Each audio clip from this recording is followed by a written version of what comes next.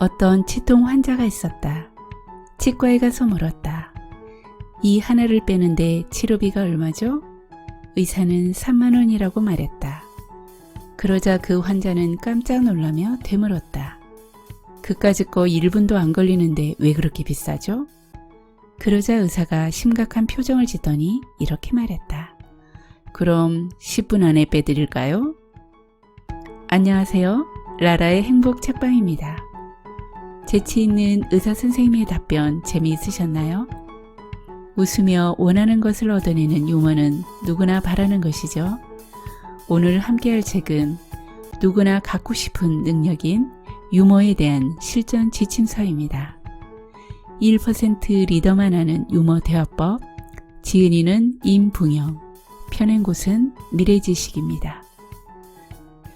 국내 유머 화술 분야 최고의 강사인 저자는 말 잘하는 비법은 수학 공식과도 같다고 말합니다. 공식만 알면 누구나 쉽게 말을 잘할 수 있다고요. 그는 대화의 전 과정을 경청, 질문, 설득의 3단계로 나눕니다.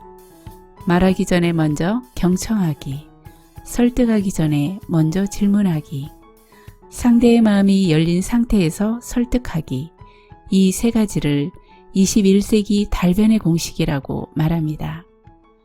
그리고 여기에 제4의 핵심을 찌르는 요소인 유머가 어우러진다면 그야말로 완벽한 언어의 마술사가 될 수 있다고 주장합니다. 화술과 유머를 결합한 성공적인 사회생활을 위한 실무서라고 할 수 있습니다. 유재석, 강호동, 손석희, 레이건, 처칠, 오바마 등을 선정하여 그들의 흥미로운 에피소드를 통해 경청과 질문, 설득의 방법과 유머 구사의 노하우를 알려줍니다. 본문 내용은 총 5장으로 구성되어 있습니다. 유머로 말재주를 향상시켜라. 재미있게 듣는 사람이 매력있다. 유머있게 질문하면 주도권을 잡는다. 유머로 설득해야 이길 수 있다. 똑똑한 사람보다 용어 있는 사람이 되라. 유머를 통해 부드러운 인간관계를 맺고 싶은 분, 좀 더 조리 있는 말솜씨로 직장에서 인정받고 싶은 분들에게 오버하지 않는 유머와 깔끔하고 정돈된 말을 구사할 수 있도록 도울 것입니다.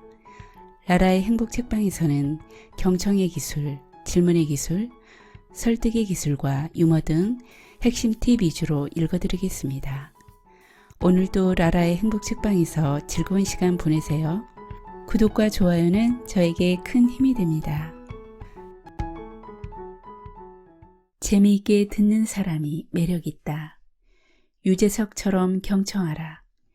유재석은 귀로 듣고 눈으로 요리하는 특유의 기술을 갖고 있다.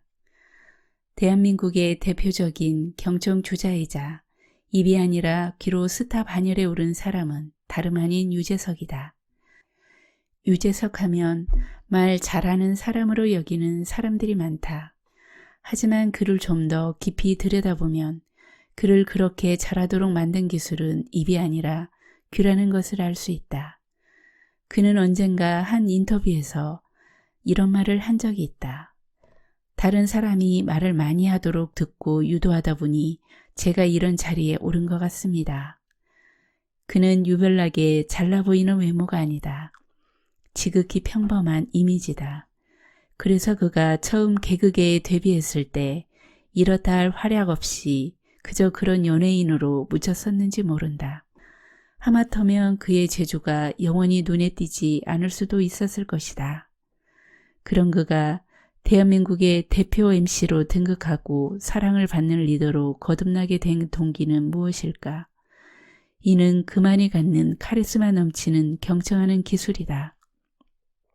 그래서 나는 이렇게 자신있게 그를 말할 수 있다. 귀가 유재석을 살렸다라고 말이다. 그런 면에서 그는 경청의 천재다. 그의 경청하는 기술을 분석해보면 크게 세 가지로 요약할 수 있다. 첫째는 귀로 듣고 눈으로 요리하라. 그는 경청할 때 늘 눈웃음을 친다. 귀여운 인상으로 호감이 간다. 하지만 그와 대화하는 사람은 두 귀로 말하고 눈으로 사로잡는 그에게 빨려 들어가고 만다. 그는 사람의 마음을 여는 마법의 기술을 제대로 활용하는 경청하는 대화의 타짜다. 친근감이 있는 대화는 눈으로 한다. 눈으로 말해요 라는 대중가요도 있지 않은가. 눈웃음은 상대를 내 안으로 끌어오는 전략이다. 일단 상대가 내 진영으로 들어오면 나의 무대에서 전투를 벌이는 것과 같다. 특히 협상 시에 눈을 피한다거나 엉뚱한 곳에 시선을 두면 자신감의 결여로 비춰질 수 있다. 또한 눈은 첫인상이다. 첫인상은 두 번 줄 수 없다는 말이 있다. 이것이 후광 효과다. 첫인상이 좋으면 나머지 말도 좋게 들리기 때문이다. 때로는 100마디 열변을 토하는 말보다는 따뜻한 눈웃음이 더 효과적이고 친근감을 준다. 유재석은 이처럼 단지 듣는 것으로 끝나는 것이 아니라 귀로 듣고 눈으로 요리하는 특유의 기술을 갖고 있다. 그것이 그가 단지 잘 듣고 말 잘하는 사람을 넘어 친근감을 주고 국민들의 사랑을 받는 이유다. 둘째는 사우나 화법으로 말하라. 사우나를 같이 간다는 것은 친근감이 형성되어 있다는 것을 말한다. 그래서 사우나 화법이 중요하다. 사이좋게 우위를 나누며 대화를 즐기라는 것이다. 어느 한 사람이 일방적으로 이기는 대화가 아니라 공감하고 서로 이길 수 있는 분위기를 만들어가라는 것이다. 마치 사우나탕에서 서로의 모든 것을 드러내고 신뢰하는 것처럼 말이다.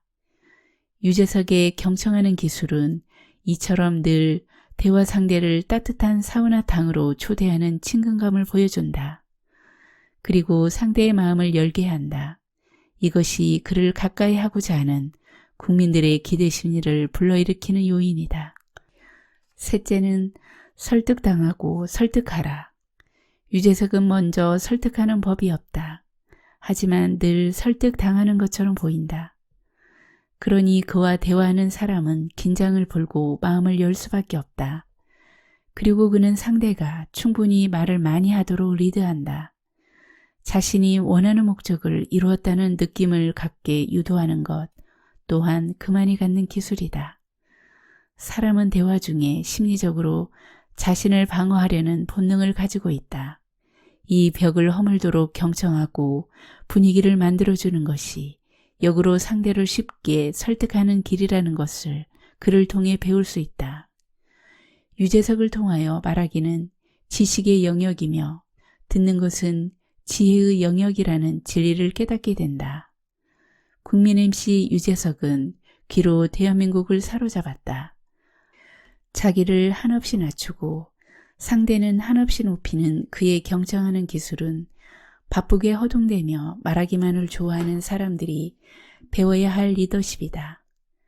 또한 설득하려 드는 사람보다 유재석처럼 무엇이든 털어놓을 수 있는 두 귀를 가지고 있는 사람에게 사람들은 입을 열고 마음이 편해진다. 그만이 갖는 경청하는 기술은 소리를 듣는 것이 아니라 마음을 들으려 한다. 그가 국민들의 사랑을 받는 진짜 이유는 듣는데도 유머가 필요하다는 것을 보여주기 때문이다. 그저 두 귀로 듣는 것이 아니라 늘 상대에게 재미있는 반응을 보인다는 것이다. 이른바 유머로 주고받으며 경청하는 기법이다. 그러니 들으면서 상대를 웃게 하는 특유의 기법이다. 그는 대한민국을 소통의 문화로 이끌어가는 경청의 마력을 갖고 있는 리더임에 틀림없다. 칭기스칸에게 배워라. 지난 1000년간 인류 역사에 가장 큰 영향을 미친 인물은 누구일까? 타임지는 놀랍게도 칭기스칸을 뽑았다. 칭기스칸을 지난 1000년간 가장 큰 영향을 미친 인물로 선정한 배경은 무엇일까? 우리는 그를 정복자 정도로 배웠고 위대한 리더로 인식하는 교육을 받지 못했기에 약간 의구심을 갖지 않을 수 없다. 우선 그가 누구인가를 자신을 표현하는 시를 통해서 알아볼 필요가 있다. 집안이 나쁘다고 탓하지 말라. 나는 9살 때 아버지를 잃고 마을에서 쫓겨났다. 가난하다고 말하지 말라. 나는 들쥐를 잡아먹으며 연명했고 목숨을 건 전쟁이 내 직업이었고 내 일이었다. 작은 나라에서 태어났다고 말하지 말라. 그림자 말고는 친구도 없고 병사로만 10만, 백성은 어린아이, 노인까지 합쳐 200만 명도 되지 않았다. 배운 게 없다고 힘이 없다고 탓하지 말라.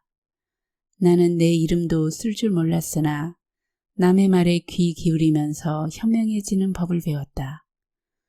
너무 막막하다고, 그래서 포기해야겠다고 말하지 말라. 나는 목에 칼을 맞고도 탈출했으며 뺨에 화살을 맞고 죽었다 살아나기도 했다. 적은 밖에 있는 것이 아니라 내 안에 있었다. 나는 내게 거추장스러운 것을 깡그리 쓸어버렸다. 나를 극복하는 그 순간 나는 칭기스칸이 되었다. 여기서 주목할 말은 나는 내 이름도 쓸 줄 몰랐으나 남의 말에 귀 기울이면서 현명해지는 법을 배웠다는 고백이다. 사실 칭기스칸은 문맹자였다. 하지만 그의 귀는 늘 열려 있었다. 심지어 포로의 말에도 끝까지 귀를 기울일 만큼 경청의 힘을 믿었던 인물이다. 그를 칭기스칸의 자리에 올려놓은 것은 경청하는 힘이었음을 알 수 있다. 자신이 고백한 대로 그의 귀가 그를 살렸다. 이청득심이라는 말이 칭기스칸에게 제대로 어울리는 말이다. 귀로 들음으로써 마음을 얻는다는 말이다. 나는 칭기스칸의 리더십을 공부하면서 이런 생각을 한 적이 있다. 만약 그가 경청하는 기술을 발휘하지 못했다면 10만 명밖에 안 되는 소수민족으로서 그 넓은 영토에 1억 8천만 명이나 되는 사람들을 150년간이나 통치가 가능했을까? 경청의 놀라운 신비를 그를 통하여 다시금 새삼스럽게 느낄 수 있었다. 역사적으로 보면 위대한 리더들은 말을 잘하는 사람이라기보다 부하나 주변 사람들의 말을 잘 경청하는 유형의 리더가 많았다. 듣는 것이야말로 상대를 내 편으로 끌어들이는 전략이라 할 수 있다. 부부지간에 서로 경청하는 배려를 먼저 하면서 말한다면 이는 곧 사랑의 표현이 될 것이다. 자녀의 말을 귀담아 잘 듣는다면 자녀 교육의 핵심이 될 것이다. 부하 직원의 말을 잘 귀담아 듣는다면 이것이 리더십을 발휘하는 능력이 될 것이다. 또한 자신의 내면에서 우러나오는 소리에 귀 기울인다면 성공과 행복을 보장받을 것이다. 20세기는 말하는 자의 시대였다면 21세기는 경청하는 사람들의 시대가 될 것이다 라고 톰 피터스 교수는 역설한다. 톰 피터스 교수의 지적에 전적으로 동감한다. 당신은 누구에게 친밀감을 느끼고 누구를 신뢰하는가? 당신에게 말을 많이 하는 사람이 아니라 당신의 말을 잘 들어주는 사람이 아니겠는가? 그래서 과거와는 달리 21세기 리더의 자질은 얼마나 말을 유창하게 하느냐보다는 얼마나 부하나 주변 사람들에게 자신의 귀를 열어놓고 있느냐에 달려있다고 해도 지나침이 없다. 특히 당신이 갈등 관계를 해결해야 할 위치에 있는 사람이라면 이 말을 명심하라. 게다가 의사결정권자로서 중대한 사안을 결정해야 할 자리에 있다면 말하기보다는 듣기에 주력하라. 혹은 상대방과 분쟁이나 불편한 관계에 있는 상황이라면 당연히 입보다는 귀를 열어야 할 것이다. 삼성그룹 이병철 선대회장이 아들 이건희 회장에게 자리를 물려주면서 경청이라는 휘호를 남겼다는 말은 듣기가 리더에게 얼마나 중요한 덕목인가를 엿보게 한다. 자신만을 믿지 말고 늘 주변 사람들에게 귀를 열어보라는 유언이나 다름없다. 당신은 독불장군 형인가? 그래서 남의 말은 한 귀로 듣고 한 귀로 흘려버리는 마이동풍 형인가? 그렇다면 당신의 가는 길은 늘 암초가 기다리고 있을 것이며 좋은 얘기를 듣기는 틀렸다.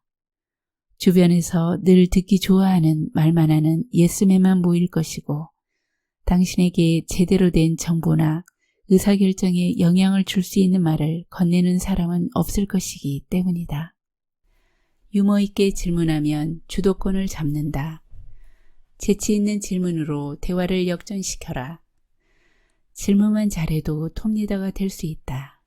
여기서 리더란 타이밍을 잘 맞추는 질문, 상황에 적합한 질문, 장소에 어울리는 질문을 하라는 것이다. 이러한 질문에 3박자만 잘 맞추어도 대화를 부드럽게 리드해 나갈 수 있다. 여기다 한 가지 추가한다면 질문은 핵심을 찌르는 간단한 문장이어야 한다. 가능한 한 단문으로 질문 문장이 이루어져야 한다. 다음의 예를 보면 어떤 질문이 설득력이 있으며 공감하는 대화를 리드해 나가는지 알 수 있다. 그렇다면 당신의 요구사항은 무엇입니까? 그렇다면 당신의 요구사항은 무엇이며 그 이유는 무엇인지 말씀해 주시겠습니까? 아마 당신이 첫 번째 문장으로 누군가와 협상을 한다면 쉽게 대답할 수 있을 것이다. 하지만 두 번째 문장으로 질문을 받는다면 대개 망설이게 되고 답변을 정리하느라 머릿속이 복잡할 것이다. 답변하는 시간이 길다는 것은 부담을 갖는 것을 말한다. 당신이 두 번째 문장으로 누군가에게 질문을 던진다면 대부분의 사람들은 답변을 하다가 이렇게 되물을 것이다. 그런데 또 한 가지 질문은 무엇이었죠? 죄송하지만 다시 한 번 더 말씀해 주실 수 있습니까? 이런 매끄럽지 못한 대화는 국가 간 정상회담을 끝내고 하는 공식 기자회견에서도 종종 볼 수 있다. 기자가 한 번에 너무 많은 것을 묻기에 답변하다가 질문의 핵심을 잃고 방황하게 되는 경우 말이다. 대화 중에 누군가가 부담을 가지면 원활한 분위기에서 윈윈할 수 있는 공감을 나눌 수 없다. 그러니 당신이 협상에 나선다거나 누군가와 대화를 할 때는 가능한 한 첫 번째 문장에 질문을 던져라. 그리고 굳이 두 번째 문장으로 질문을 해야만 할 상황이라면 이런 문장으로 두 번 물어라. 그렇다면 당신의 요구사항은 무엇입니까? 답변을 듣고 나서 계속해서 이렇게 물어라. 그럼 그 이유는 무엇인지 말씀해 주시겠습니까? 이렇게 단문으로 나누어 묻는다면 대화의 맥을 살리면서 좀 더 부드러운 분위기를 이어갈 수 있을 것이다. 진정한 대화란 자신의 집을 떠나 다른 이의 집을 노크하는 것이라고 알베르 까미는 말한다. 까미의 지적은 지당하다. 대화란 나를 떠나 상대의 집으로 떠나는 기술이다. 문제는 어떻게 남의 집을 노크하느냐에 있다. 나의 옷차림이나 내 방식대로 함부로 말하고 뒹굴어서는 안 된다. 질문 잘하는 기법을 알아보자. 타이밍을 맞추어라. 나는 리더십 강의 중에 고정관념을 깨야 한다는 대목에서 늘 이런 질문을 던진다.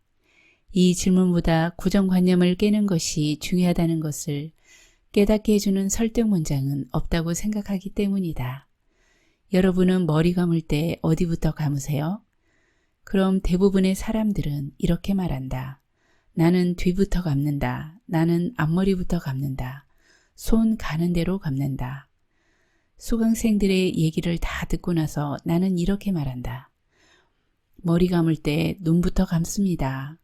그럼 사람들은 한바탕 웃는다.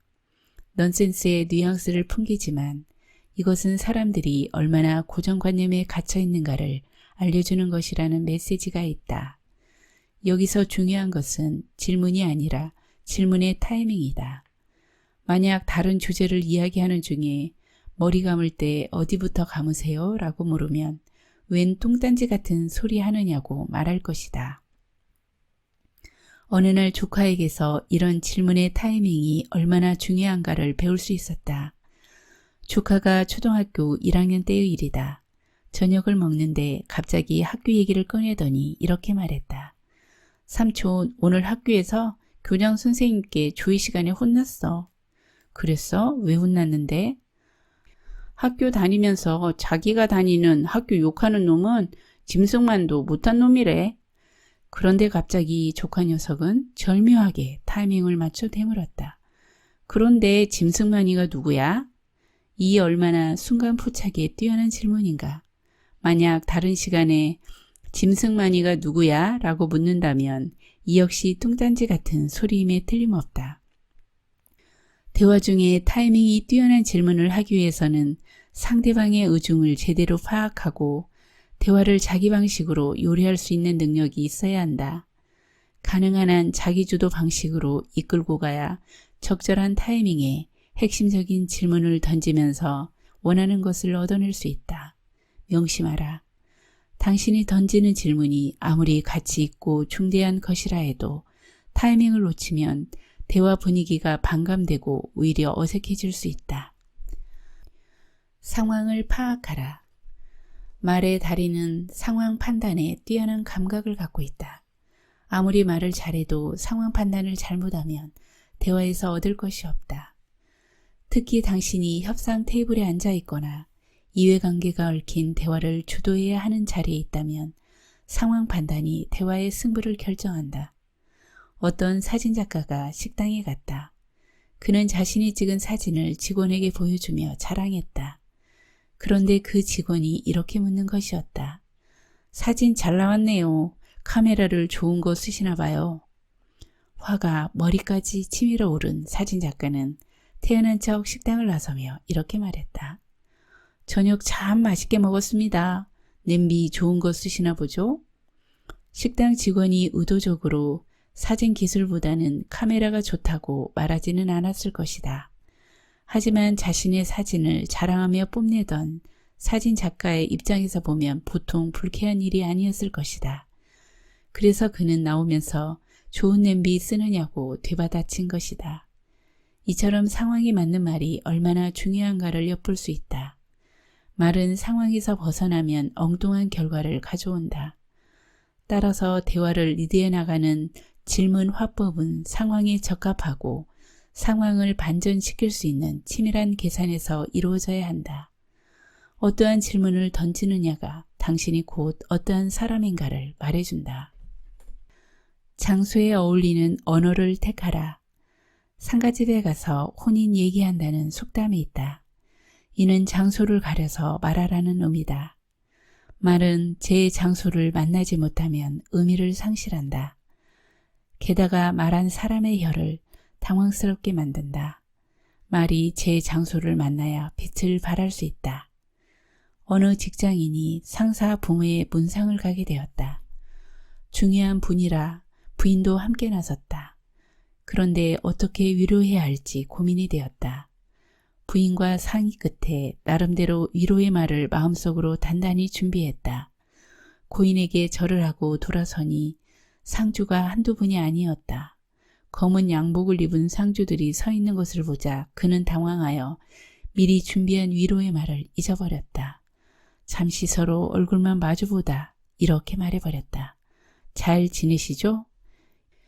이런 질문을 받은 상주도 당황한 나머지 이렇게 말해버렸다. 또 오세요. 말이 장소를 만나지 못하니 그것은 실수를 넘어 조소가 되고 말았다.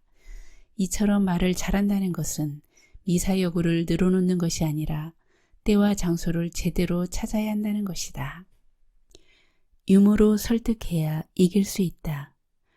링케오 화법으로 설득하라. 링케오 화법이란 무엇인가? 링컨과 케네디, 오바마의 화법을 말한다.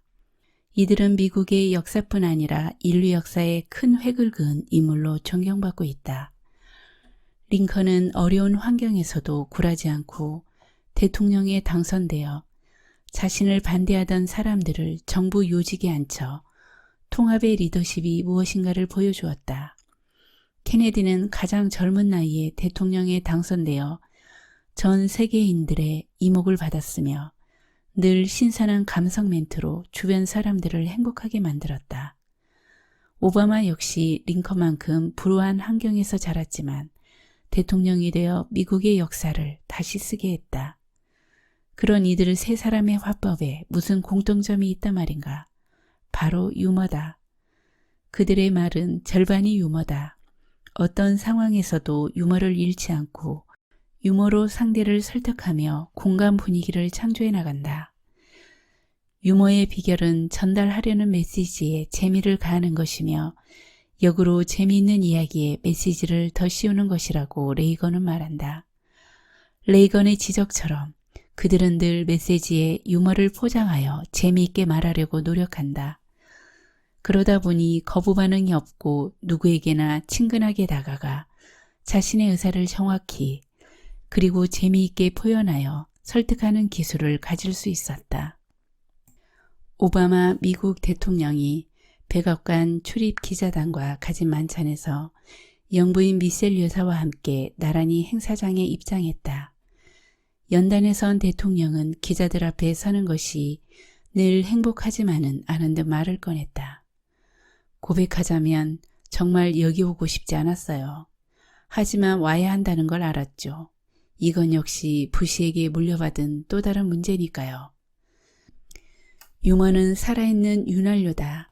게다가 낯선 사람과의 어색함을 없애주는 치료제이기도 하다. 21세기 감성사회를 리드해 나가는 리더의 조건이 있다면 무엇일까? 나는 주저없이 유머 감각이라고 말하고 싶다. 설득하기 위한 한 가지 조건이 있다면 그것은 바로 상대와의 거리감을 좁히는 것이다. 이런 심리적 문화적인 거리감을 좁히는 비결은 빅터 보르게의 지적처럼 웃음이다. 당신의 말에 상대가 웃음을 보였다면 이것은 당신을 인정하고 당신의 의견에 동의한다는 신호일 것이다. 그러니 유머를 대인관계에서 윤활유와 같은 역할을 하는 것이라 말하지 않는가. 사람과 사람을 이어주는 가장 부드럽고 신뢰감 넘치는 다리가 바로 유머이기 때문이다. 이는 가정이나 대인관계, 비즈니스, 서비스, 리더십, 교육 등 모든 분야에서 볼 수 있는 일이다. 웃으면 세상 사람들이 그대와 함께 웃는다. 그러나 울면 그대만이 운다 라고 엘라 월러 월콕스는 말한다. 그러니 유머 있는 화법이 얼마나 강력한 폭탄 효과를 갖는가를 알 수 있다. 유머야말로 설득수단이며 가장 강력한 무기라고 할 수 있다. 그러니 누군가를 설득해야 한다면 우선 어떻게 그의 입가에 미소를 짓게 할 수 있는가를 고민하라. 유머 감각을 갖는 데는 돈이 들지 않는다. 그러나 유머 감각을 갖지 못하면 많은 비용을 초래할 수 있다 라고 밤 로스는 말한다. 밤 로스의 지적이 지당하게 들리는 것은 똑같은 메시지를 전달해도 그 전달 기법에 따라 효과가 달라진다. 어떻게 포장할 것인가? 말을 포장하는 것은 유머다. 유머에 포장된 말이 가장 인상적이고 기억에 남으면 상대를 내 안에 가두는 설득 기술인 것이다. 나는 강의할 때 70%는 유머로 메시지를 포장한다. 이른바 유머 텔링 기법인 것이다. 링컨이 길을 걷는데 어느 날 한 남자가 그의 얼굴에 총을 들이대며 소리쳤다. 링컨이 물었다. 무슨 일이오? 그러자 그 남자는 총을 갖다 댄 이유를 설명했다. 나는 나보다 못생긴 사람을 쏘겠다고 맹세했다. 그러자 링컨이 웃으면서 말했다. 그게 사실이라면 당장 쏘시오. 내가 당신보다 못생긴 게 사실이라면 나도 살고 싶지 않으니까. 링컨의 유머는 평범을 한 단계 뛰어넘는 고단수다. 이런 순수한 유머를 던지는 사람 앞에서 총을 마구 쏘아댈 사람은 없을 것이다. 링컨과 같은 유머 설득 기법을 익히려면 평소의 재치와 늘 긍정적인 마인드가 준비되어야 한다. 명심하라. 당신이 아무리 유머를 갖고 설득하고 싶어도 우선 당신의 마음이 열려있지 않으면 그 자체가 웃음거리가 된다. 똑똑한 사람보다 유머 있는 사람이 되라. 유머 한마디가 100마디 말을 이긴다. 어떤 악덕 건축업자가 죽어서 염라대왕 앞으로 가게 되었다. 염라대왕은 천국과 지옥을 보여주면서 가고 싶은 곳을 택하라고 했다. 내가 가고 싶은 곳으로 보내주겠다. 지옥은 그가 지금껏 상상하고 있었던 것과는 많이 달랐다. 사람들 모두가 춤을 추고 즐거워하는 것 같았고 반면 천국은 조용하기만 한 것이 사람들이 하루 종일 기도만 하고 너무 재미없을 것 같았다. 그래서 그는 지옥을 선택했고 염라대왕은 그를 지옥으로 보냈다. 그런데 이게 웬일인가? 아까 본 지옥과는 달리 그가 간 지옥은 사람들이 너무나 고통스러운 얼굴을 하고 있었다. 그는 염라대왕에게 따졌다. 아니 이게 어떻게 된 일이오? 염라대왕도 거짓말하오? 아까 본 것과는 다르지 않소? 그러자 염라대왕이 이렇게 말했다. 아까 그건 모델하우스였소이다.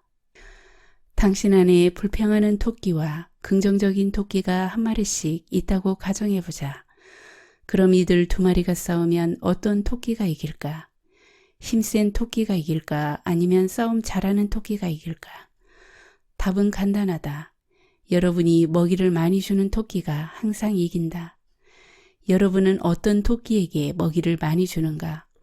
부정적인 생각을 많이 하는 사람은 늘 불평하는 토끼에게 먹이를 주는 꼴이 된다. 그러므로 불평하는 토끼의 지시에 따라 말하고 행동하게 된다. 이쯤에서 무엇이 여러분의 품격을 높이는지 묻고 싶다. 첫째는 긍정의 언어다. 대부분의 사람에게는 능력이 부족한 것이 아니라 긍정적이지 못한 언어를 선택하기 때문에 부부관계나 자녀관계, 직장에서의 동료 관계가 어려워진다. 이는 성공한 사람들은 하나같이 늘 긍정적인 언어를 사용한다는 것을 통계에서도 알 수 있다. 능력이나 기술이 부족한 것이 아니라 당신이 사용하는 부정적인 언어가 장애가 된다는 것을 명심하라. 그러고 보면 말맹이의 마음속에는 부정적인 기류가 싹트고 있는 경우가 허다하다. 긍정적인 말을 사용하는 것만으로도 당신 인생에 혁명을 가져올 수 있다는 것을 믿어라. 둘째는 칭찬의 언어다. 성공하는 사람들의 말은 절반이 칭찬이라는 말이 있다. 이는 말만 바꿔도 인생이 변한다는 것을 보여준다. 그런데 당신은 평소에 얼마나 칭찬 섞인 말을 늘어놓는가? 아니면 최근에 들어본 가장 마음속에 남는 칭찬의 말은 무엇인가 말해보라. 칭찬 듣기를 꺼려하는 사람은 없을 것이다. 나폴레옹 장군은 칭찬받는 것을 꺼려했다고 한다. 그럼에도 불구하고 어느 날 한 병사가 찾아와서 이렇게 말했다. 전 장군님이 칭찬받는 것을 달갑게 생각하지 않는 면이 존경스럽습니다. 그러자 나폴레옹은 그 병사의 칭찬에 매우 기분 좋아했다고 한다. 칭찬은 말 습관의 문제다. 특히 우리 사회는 가정이나 학교, 사회에서 칭찬이 얼마나 놀라운 힘을 발휘하는지 제대로 가르쳐오질 않았다. 그러나 누구든지 마음만 바꾸면 칭찬의 언어로 자신의 품격을 높이고 상대를 내 안으로 끌어들일 수 있다. 그리고 셋째는 감사의 언어다. 당신은 무엇에 대하여 얼마나 그리고 자주 감사를 표현하는가? 자기 혼자의 힘으로 살아갈 수 있는 사람은 아무도 없다. 그래서 감사의 표현을 자주 하는 사람은 그만큼 성숙한 사람이라는 말이 있다. 감사라는 말만으로도 경쟁력을 높일 수 있다는 경영학적인 사고를 가져보라. 아무리 멋진 사고를 많이 해도 그것이 내가 중심이면 감사하다는 말이 나올 수 없는 구조를 갖고 있다. 내가 변해야 감사하다는 말을 습관처럼 자주 할 수 있다. 그래서 감사의 어원이 사고라 하질 않는가. 감사라는 말을 밥 먹듯이 하라. 그럼 감사 당할 일은 없을 것이다. 오늘은 1% 리더만 하는 유머 대화법과 함께 했습니다. 유머 있는 사람이 되기 위해서는 긍정적인 마음으로 대화 자체를 즐기며 자주 웃으라고 합니다. 그리고 절대로 유머를 구사해서는 안 되는 경우도 있으니 주의하라고 합니다. 상대를 깎아내리거나 자신을 과시하는 유머, 성을 소재로 삼는 유머 등은 오히려 마이너스가 될 수 있다고 합니다. 오늘도 라라와 함께 해주셔서 감사합니다. 즐거움 가득한 하루 되세요.